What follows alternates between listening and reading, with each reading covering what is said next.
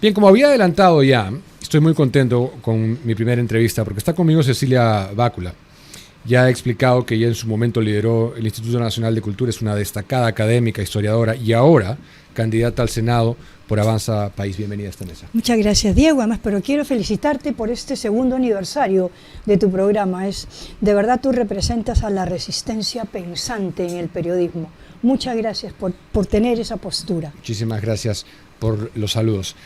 He preparado una conversación para aprovechar que aún no estás en políticas, porque si entras ya te voy a tener que fiscalizar de otro modo, pero como aún no lo estás, lo primero que te quiero preguntar es, siempre sostienes, porque conozco tu carrera, que no se puede gobernar lo que no se comprende. ¿Por qué consideras que es vital un enfoque antropológico para formular políticas públicas sensatas? Yo pienso, Diego, que la problemática del país es tan grande, es un abanico de problemas, y desde mi punto de vista y mi formación como historiadora, yo pienso que el tema cultural, el tema de identidad, el tema de vernos en la riqueza milenaria del Perú, podría ser quizás la única salida, o sea, el salvavidas para el futuro del país. Y esa es un poquito la idea que yo he manejado siempre, ¿no? O sea, hacer de la cultura una herramienta de cohesión, porque creo que el Perú necesita reencontrarse en sí mismo en el respeto a las diferencias, pero en la convivencia indispensable. O sea, esta polarización tiene que acabar. No quiere decir que todos pensemos igual, pero quiere decir que nos respetemos y que valoremos las diferencias que tenemos. Otro de las líneas, por decirlo de algún modo, que te he escuchado es criticar leyes de escritorio. ¿Se ha incurrido en eso demasiado? Yo creo que sí. El otro día yo conversaba con una persona que me decía que en el Perú cada 6 minutos se emite una norma. No importa si es la norma de tu edificio, cómo abres la puerta cada vez que toques el timbre, o si es una norma de rango constitucional. Tenemos una efervescencia y una sobreproducción de normas. Y a mí sí me gustaría pensar que accediendo al Congreso, una de las labores que se puede hacer desde el Senado es hacer una revisión futurista, o sea, no de carga de pasado, sino de limpieza de normas. Tenemos una sobreproducción de normas que genera que ante algunos problemas haya mucha autoridad, muchas autoridades. Caso concreto, Machu Picchu, ¿no? Machu Picchu tiene no solamente los intereses, digamos, de mafias, sino está el gobierno regional, el gobierno local, el gobierno municipal, está Mincetur, está el sector cultura. Entonces, hacer que estas autoridades, con la mejor intención seguramente, se pongan de acuerdo, es muy difícil porque todas tienen derecho legal. O sea, hay que reordenar y simplificar la normativa. Pero en ese punto específico, ¿qué se podría hacer desde el Senado? Mira, yo tengo una postura bastante clara al respecto y creo que es un tema de autoridad. Yo puedo decir con orgullo que en tiempos del INC nosotros teníamos mucha más presencia constante, éramos más respetados. No quiero decir que el ministerio no lo sea, éramos más respetados y teníamos mucha más eficiencia, porque éramos un pequeño órgano técnico. No éramos una instancia burocrática, ¿no? ¿El INC? El INC. Ok, entonces, pero para cerrar la idea anterior, ¿consideras que se ha ignorado la idiosincrasia, la diversidad cultural del ciudadano de a pie? Totalmente, totalmente. Y nos estamos polarizando cada vez más sin hacer el esfuerzo de encontrar lo que nos une. O sea, este es un país que no merece tener ni vivir lo que está viviendo. Entonces yo creo que la cultura es una herramienta que de verdad tenemos que utilizar. ¿Cómo se puede hacer para convencer a un país que está muy pendiente de lo económico, no terminamos de reactivarnos económicamente, que la cultura no es un lujo, sino una necesidad de cohesión? Mira, antes de que se creara el ministerio, nosotros hicimos un estudio que se llamó La cultura no es un lujo, para poder diseñar lo que podría haber sido el Ministerio de Cultura, que a mí me pareció siempre muy importante que la cultura tuviera decisión en el rango, digamos, de decisión política del país, ¿no? Pero no se ha entendido, de verdad no se ha entendido. Y cuando se crea el ministerio, se le asignan a ese nuevo ministerio obligaciones que no puede atender, como por ejemplo el tema de la consulta previa, que nunca debió salir de la PCM. O sea, son temas muy complejos. Entonces, yo pienso que si bien hay que defender la cultura muchísimo, también hay que hacer una reestructuración, una reingeniería del ejercicio administrativo de la cultura. Me interesa que podamos abordar un poquito lo antropológico, porque claro considero que con las corrientes que hemos venido batallando hace 3 décadas y que en cierta medida han comenzado a retroceder, eso, ingresarlo al Parlamento es importante, también defender ciertas ideas, valores y principios, respetando la naturaleza del ser humano, ¿no? ¿Tú cómo analizas eso y qué valor le das a eso? Mira, yo creo que eso que tú señalas del respeto al individuo es fundamental. Yo creo que el país sigue viviendo, aunque nos duela reconocerlo, o por lo menos yo creo que se debe reconocer, mucha discriminación y mucha distancia entre uno y otros. Y la distancia también se agrava por la crisis de la educación, porque hay un altísimo porcentaje de la población cuyo elemento educativo, lo que recibe del Estado, no lo convierte en un ciudadano competitivo. No es competitivo el que tiene una educación de calidad, puede ser estatal, puede ser particular, que aquella educación que recibe casi como una dádiva en unas zonas alejadas. Esa población no está recibiendo en igualdad de condiciones no solamente información, sino formación y futuro. Es lo que sucede con las universidades que son fachada. Cuando tú quieres contratar a alguien, por supuesto que vas a saber de dónde viene, quién le ha emitido el título, y termina siendo una discriminación grosera. Claro, en el contexto de acceso a la educación. Así es. Pero no discriminación desde la óptica de las corrientes progresistas, de minorías sexuales. No, de ninguna manera. Acceso a la educación. Absolutamente. Ok, entonces, vamos a tu salto al Senado, ¿no? Porque tienes una vida dedicada a la academia, a la gestión técnica. ¿Cómo vamos de ahí a dar un salto en trampolín y querer ser un actor político? Casi como una confidencia, yo siempre he querido participar en política. Me gusta, me apasiona y me parece que a estas alturas de mi vida es una responsabilidad, como yo digo, devolverle al Perú con mis capacidades, con mi experiencia, todo lo que este Perú me ha dado, porque de muchas maneras, digamos, pertenezco a ese porcentaje privilegiado de una educación superior, de una estructura familiar, de un ambiente positivo. Y al final tú te das cuenta que si no devuelves, en realidad no sirves, ¿no? Y mi vocación es absolutamente servir. De servir. Servir. Sabemos que no hay iniciativa legislativa, desde luego, en el Senado, ¿no? Pero en algunas excepciones sí. Pero ¿qué quisieras priorizar? ¿Dónde centrarías tus esfuerzos? En ejercer un control político severo, pero radical, en las normas que le tocará al Senado revisar. Yo me puedo comprometer a que todas las normas que lleguen a mi despacho serán vistas por mí. No soy todista, pero tengo un equipo técnico que me puede asesorar y aprobar y defender solo aquellas que sean de utilidad para el ciudadano, que no tengan elementos de intereses ocultos o truchos detrás y que estén constitucionalmente avaladas y que sean necesarias. No todas las leyes que existen son necesarias, pueden ser convenientes, no son necesarias. O sea, que habría un esfuerzo por derogar normas. Yo no sé si derogar es la palabra, pero en el fondo esa es la realidad. Limpiar de exceso de normativitis, porque tenemos un problema totalmente de normas. Si retrocedemos un poco en el tiempo de tus días como cabeza del INC, ¿qué cosa es lo que rescatas que hoy podrías usar como parlamentaria? A mí me gustaría mucho pensar en el tema del uso y servicio del patrimonio cultural a favor de la inversión, a favor del futuro.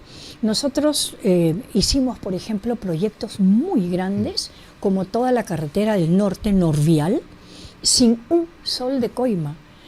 trabajando técnicamente, rescatando lo que había que rescatar, pero no se puede decir todo es indispensable de conservar, ¿no? Y, por ejemplo, en La Mechita, en el sur de Lima, lo que se hizo es que es algo extraordinario, sin un sol de coima. Y sí se puede, o sea, mejor dicho, se debe. Entonces, el instituto era una institución más pequeña, mucho más técnica, y no teníamos una frondosidad ni de presupuesto ni de personal. En los planes de Avanza País sí está contemplado hacer una reingeniería del sector cultura.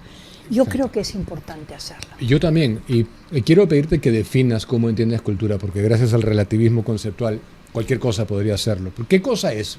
En términos sencillos, en el cultura. caso del Perú es el conocimiento, aprovechamiento y respeto a la riqueza milenaria que se ha producido en este país.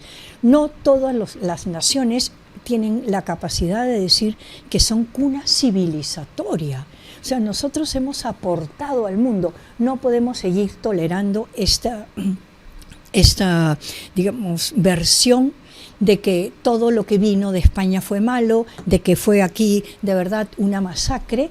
Por supuesto que ha habido enfrentamiento, pero el Perú no ha estado como un pasivo, ha aportado al mundo y hemos recibido del mundo. Y el hecho de que tú y yo nos podamos entender en castellano es la prueba más patente de que nos hemos insertado a la comunidad internacional, con problemas miles, con exceso de parte y parte, pero yo no estoy dispuesta a ceder, a negar la historia.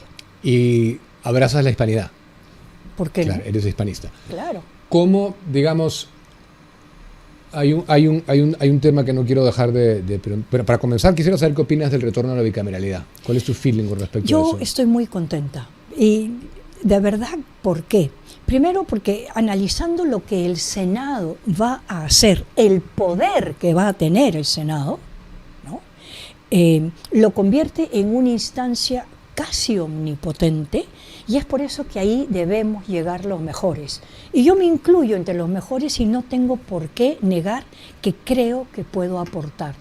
Y cuando yo le pido a la gente, vota por Cecilia Bácula, Avanza País, Senado Nacional número 4, es porque no podemos correr el riesgo de arrepentirnos, de dejar grandes decisiones políticas en manos de quienes no quieren el futuro del país. Y habrá que dar la lucha desde dentro. Y que no están preparados, ¿no? Porque no son un filtro adecuado. Como historiadora, ¿propondrías algún cambio en la currícula escolar para Totalmente. que justamente podamos recuperar el orgullo de la peruanidad? Totalmente, o sea, nosotros tenemos que recuperar el estudio, conocimiento, orgullo y casi te diría, información repetitiva y constante de nuestra historia, con luces y sombras. Nosotros no podemos negar momentos gravísimos, desde la guerra con Chile hasta las consecuencias del gobierno de Velasco Alvarado. No se trata de negar, se trata de que la historia es una, y una narrativa que no busca entender el Perú, sino desentenderlo, no puede primar. ¿Qué se puede hacer para, no sé si lo has pensado, para un poco fortalecer la meritocracia en ese sector? A ver, yo he tenido el privilegio, entre otras cosas, de trabajar 30 años en el Banco Central, ¿no? 30 años en el sector cultural del banco, y efectivamente ahí uno aprende lo que es la meritocracia como una manera de ser. Y creo que en el sector educación hay que premiar severamente, rotundamente a los buenos maestros. Por ejemplo, ¿por qué no?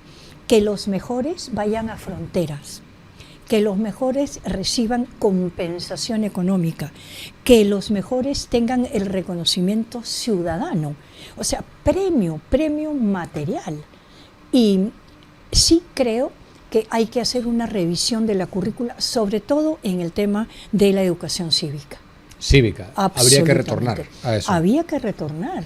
Okay. ¿Por qué se dejó de lado? Nunca entendí. Nunca entendimos por qué, como tampoco he entendido, por ejemplo, por qué se quiere denostar el servicio militar. Porque no solamente es una opción de colocar a jóvenes, sino es una opción laboral. de educación técnica. Entonces, no podemos estar en diferencia con los países vecinos, en donde la gente considera que es un honor y un servicio ir al servicio militar. Sí. Y nosotros tenemos tal desafección con esas instituciones que queremos encontrar pues miopía o pie plano donde no hay. Claro que sí. ¿Cómo ves la carrera presidencial hasta ahorita? Es muy confusa, es sumamente confusa. Solamente mirar la cédula, ¿no?, ya te genera, no digo un malestar, sino una preocupación. Pero esta es una oportunidad de oro, ¿no? O sea, donde hay un problema también hay una oportunidad. Y yo sí creo que el 12 de abril, de casi 2,5 millones de jóvenes que votarán por primera vez, tienen que hacerlo con responsabilidad, pero con ilusión. No es el menos bueno, es el mejor. No es el que marco al tuntún. Hay que hacer un voto pensado. Tienes que ir con tu voto antes escrito en un papelito. No vas a tener tiempo para buscar. Entonces, ¿yo qué puedo decir? Busquen al tren de Avanza País y marquen toda la columna. Creo que somos un equipo muy sólido, trabajando mucho y estamos dando la batalla. Sí, y ¿cómo analizas digamos, la candidatura de Williams en sí? Yo tengo la percepción de que él es un valiente al haberlo aceptado, porque a él se le propone esto 3 o 4 días antes de Navidad, en una circunstancia donde había habido el retiro de un candidato y él asume, ¿no? Uh-huh. Entonces, es complicado, porque además hay una maquinaria económica que yo percibo que Avanza País no tiene. Y es una campaña constante, es una campaña de boca a boca. Yo he estado con el general en Tacna, he estado en Trujillo, voy a estar en Arequipa. Y es eso, ir tocando, no sé si la conciencia o el corazón, pero un voto de esperanza. Sí, porque una de las tareas más desafiantes que vas a tener por delante es hermanar, si sabes, la percepción que tiene la gente de los congresistas, ¿no?, en este momento. No, desaprobación total. Eso, y hay una rotura, hay una fragmentación, no se sienten unidos. Eso va a ser un desafío. Va a ser muy complicado inmenso, porque pudiera haber un gobierno sin representación en el Parlamento, o sea que sería gravísimo, o una fragmentación muy severa al interior de las cámaras. Sí, claro. Pero yo creo que el Perú está en un momento donde conversamos y habría que hacer como se ha dicho, ¿no? Conversar no es pactar. Hay que llegar a un término medio porque el futuro se nos está escapando de las manos. Sí. Cuando ves lo que está pasando en el Ministerio Público, la persecución, la politización de la justicia, también imagino que has considerado la enorme responsabilidad de ratificar los altos cargos de la nación desde el Senado. Eso es una responsabilidad del Senado. O sea, ahí tiene que haber la gente que tenga capacidad, criterio, valentía, honestidad y la posibilidad de una reflexión en conjunto en la Cámara. O sea, vamos a elegir a las autoridades máximas. Y ojo, es una instancia que no puede ser suspendida. O sea, es omnímoda, omnipotente. Y por eso tienen que llegar los mejores. Sí sería entretenido, debo admitir, ver algunos de los debates que pudieran darse, en que pudieras, digamos, derribar argumentos antihispanistas, ¿no?, con ese tema del indigenismo, desde la óptica ideológica. Eso sí me parecería que sería de gran aporte para la cultura. Te doy la oportunidad, como hago con todos los candidatos, de dirigirte a la audiencia. Esta es tu cámara. Muchas gracias, Diego. Además de felicitarte por estos 2 años, yo agradezco esta oportunidad y les digo que aquí está Cecilia Bácula con el número 4 para el Senado Nacional de Avanza País, y lo que pongo al servicio de la ciudadanía es mi experiencia, mi capacidad de servicio y pues toda una vida de trabajo en el sector público. Muchísimas gracias por estar acá. Gracias a ti. 7:52, Cecilia Bácula ha estado con nosotros.